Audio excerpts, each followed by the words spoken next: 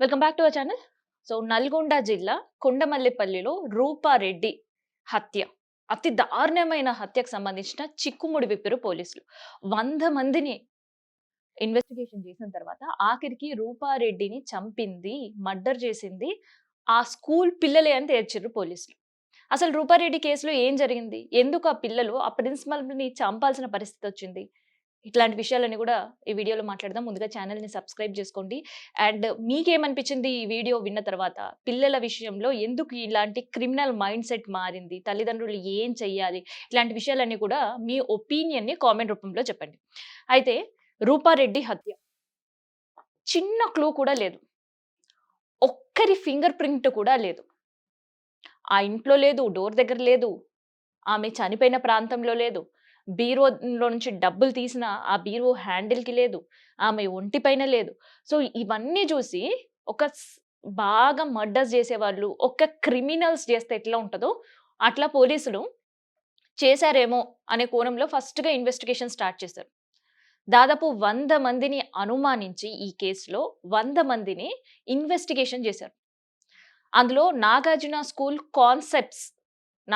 Concept స్కూల్‌కి సంబంధించిన పార్ట్నర్స్‌ని పార్ట్నర్స్‌తో రూపారెడ్డికేమైనా గొడవ అయ్యుండొచ్చు. అందుకని చంపారేమో అని.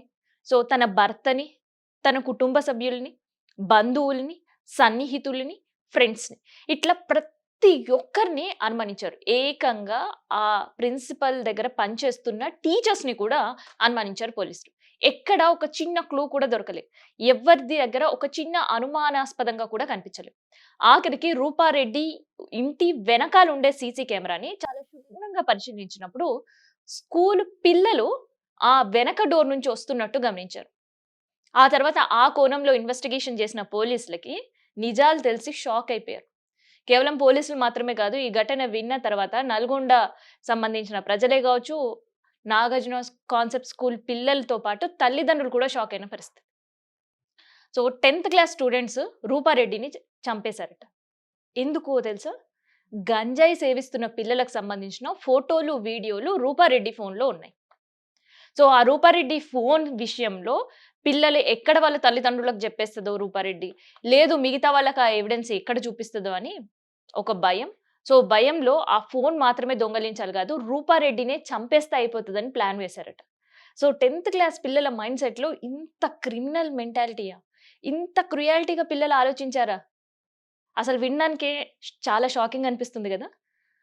అసలు ఆ పిల్లలు ఎంత కేర్‌ఫుల్‌గా ఉన్నారంటే ప్రతి అడుగు వేసేటప్పుడు అంత కేర్‌ఫుల్‌గా ఉన్నారంట. ఒక హత్య చేయడం గాదు, ఒకరిని కొట్టడం ఎట్లా అనేదే పెద్దగా పిల్లలకి తెలియదు అని అనుకుంటాం. ఒకరి పైన ద్వేషం పిల్లల్లో ఉండదు అని అనుకుంటాం. కానీ దానికి భిన్నంగా ఈ పిల్లల ప్రవర్తన ఉంది. ఆ హత్య చేయడానికి వచ్చేటప్పుడు యాక్సా బ్లేడ్లు, నైఫ్ పట్టుకొనొచ్చారట. మొహం కనిపించకుండా జాగ్రత్త పడి మాస్కులు వేసుకున్నారట. చేతులకి గ్లౌజెస్ వేసుకొని ఇంట్లోకి ఎంటర్ అయ్యారంట. దట్ ఎక్కడ కూడా ఆ పిల్లలకు సంబంధించిన ఫింగర్ ప్రింట్స్ ఉండొద్దు అని చెప్పి. అట్లా ఇంట్లోకి ఎంటర్ అయిన వాళ్ళు కేవలం 9 నిమిషాల్లో రూపారెడ్డిని హతమార్చిండ్రు. ఆమె వంటిపైన ఉండే బంగారం దొంగిలించిండ్రు. ఇంట్లో ఉండే రూ. 4,00,000 దొంగిలించిండ్రు. 9 నిమిషాల్లో పూర్తిగా కార్యక్రమం తనని చంపడం, దొంగిలించడం అన్నీ ఫినిష్ జేసి మళ్ళీ ఎక్కడ ఎటువంటి ఎవిడెన్స్ లేకుండా పరారైపోయిన పరిస్థితి. మరి ఎలా పోలీసులు దొరకబట్టిర్రు అంటే 2 క్లూస్ పోలీసులు ఈ పిల్లలే మర్డర్ చేశారు అని చెప్పే ఎవిడెన్స్ కలెక్ట్ చేశారు. అందులో ఒకటి సీసీ కెమెరా ఫుటేజ్. ఆ సీసీ కెమెరా ఫుటేజ్‌లో కూడా పూర్తిగా ఆ ఫుటేజ్ క్లారిటీ లేకున్నా కూడా కాస్త ఈ పిల్లల ఆనవాళ్ళు లాగానే ఉన్నాయి. అండ్ ఆ రోజు పిల్లలు ఎక్కడెక్కడ తిరిగారు, ఏం చేశారు అనే కోణంలో ఫస్ట్ ఇన్వెస్టిగేషన్ స్టార్ట్ చేసిన తర్వాత ఈ పిల్లల్ని పట్టుకొని అడిగిన తర్వాత అప్పుడు జరిగిన విషయం బయటపెట్టారు ఈ పిల్లలు. సెకండ్ అనుమానం ఎక్కడ కలిగించిందంటే రూపారెడ్డి ఫోన్ మాయమైంది. తను చనిపోయిన తర్వాత అతి కీలకం ఫోనే. ఆ ఫోన్ ఆమె పట్టుకొని ఇంట్లోకొస్తున్న విజువల్స్ ఉన్నాయి. ఆ తర్వాత ఫోన్ మాయమైంది. అయితే ముందుగా దొంగలు దొంగలించారేమో డబ్బు, బంగారం అని అనుకున్నారు. మరి ఫోన్ దొంగలించాల్సిన అవసరం ఏముంది అనుకున్నా. అయితే ఫోన్ ట్రేస్ చేసే పనిలో పడ్డారు. ఆ తర్వాత ఫోన్ ఒక చోట వచ్చి ఆ తర్వాత ఎక్కడ కూడా ఆ ఫోన్ ఏమైపోయింది అనేది తెలీదు. ఇన్ కేస్ దొంగలు దొంగలించున్నట్టయితే ఆ ఫోన్ త్రూ ట్రేస్ చేసినప్పుడు ఆ దొంగలు ఎక్కడ వెళ్తున్నారు అనేది తెలిసే అవకాశం ఉంటది. లేదు అంటే అట్‌లీస్ట్ ఆ ఫోను స్విచ్ ఆన్ అయినా చేసే పరిస్థితి ఉంటది. సో, అలా పోలీసుల ఎలా జరిగింది అనే కోణంలో ఇన్వెస్టిగేషన్ చేసే క్రమంలో అక్కడ కూడా వాళ్ళు క్లూ లాస్ అయ్యారు. ఆ తర్వాత ఈ పిల్లలు ఏం చేసిండ్రంటే, ఆమెని చంపేసిన తర్వాత ఆమె ఫోన్ లాక్కున్నారు. ఆ ఫోన్ తీసుకున్న తర్వాత దగ్గరలో ఉండే డ్రైనేజ్‌లోనే ఫోన్ పడేసెళ్లారు.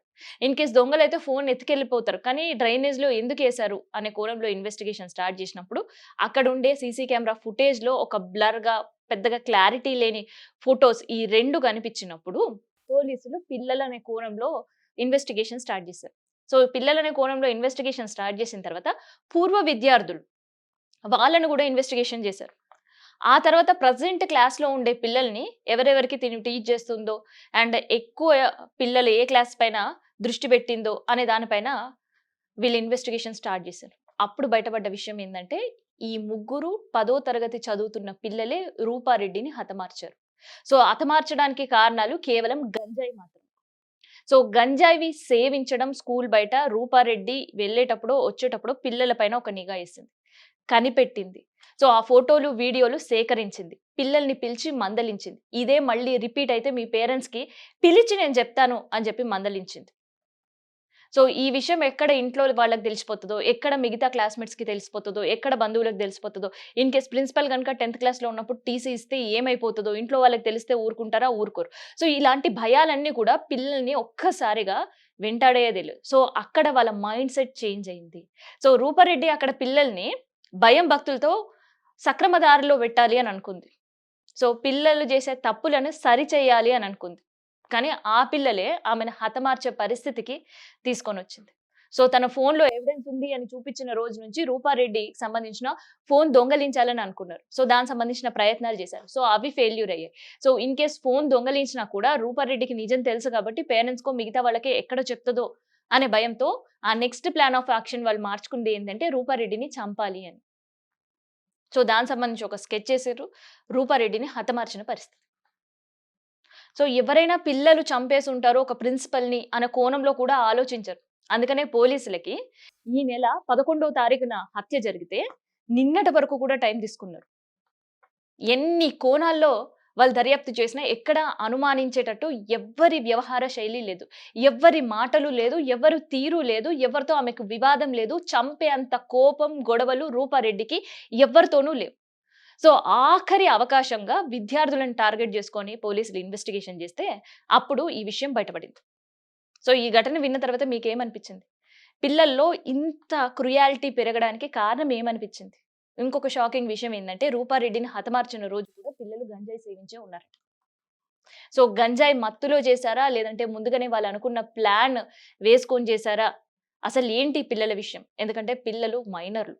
సో, మైనర్‌ల విషయంలో పోలీసుల వ్యవహారం ఎట్లా ఉండబోతుంది?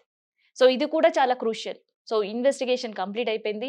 పిల్లలే నిందితులుగా పోలీసులు తేల్చారు. అఫీషియల్‌గా ఇవాళ సాయంత్రం అనౌన్స్ కూడా చేయబోతున్నారు. అండ్ వాళ్ళకి సంబంధించిన శిక్షలు కూడా ఇవాళ సాయంత్రం కోర్టు డిసైడ్ చేసే పరిస్థితి. సో, ఇప్పుడు పిల్లల్ని జూసి పక్కన పిల్లలో, మిగతా వాళ్ళో గాదు, గురువులు గూడా అలర్ట్ అయ్యే పరిస్థితి, దుస్థితి కనిపిస్తుంది సొసైటీలో. సో, పిల్లలు గంజాయి సేవించి వాళ్ళ ప్రిన్సిపల్‌ని చంపడం మాత్రమే గాదిక్కడ. అసలు పిల్లల వరకు గంజాయి ఎలా చేరింది అనేది పోలీసులు ఆలోచించాలి. ఆ తల్లిదండ్రులు పిల్లల్ని సరిగ్గా పెంచలేదు అనడానికి కంటే కూడా, పిల్లలు మిగతా వ్యసనాలకు అలవాటు పడ్డానికి కారణాలేంటి? ఏమై ఉండొచ్చు? అసలు గంజాయి కొనేంత డబ్బులు పిల్లల దగ్గర ఎక్కడుండొచ్చు?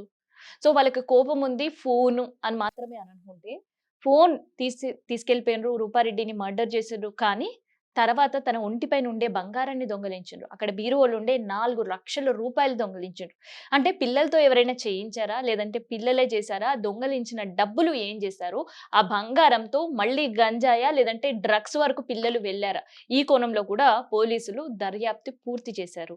కాకపోతే మైనర్ పిల్లలు కాబట్టి అఫీషియల్‌గా అనౌన్స్ చేసే పరిస్థితి ఉంది. సో, సాయంత్రం వరకు చూడాలి. మరి ఈ కోణంలో పోలీసులు ఏం చెప్పబోతున్నారో ఆ డబ్బులు, దాంతో పాటు బంగారం విషయంలో. అండ్ ఈ గంజాయి అలవాటు పిల్లలకి ఎన్ని సంవత్సరాలుగా ఉంది? ఎలా అయింది? అండ్ కేవలం గంజాయా?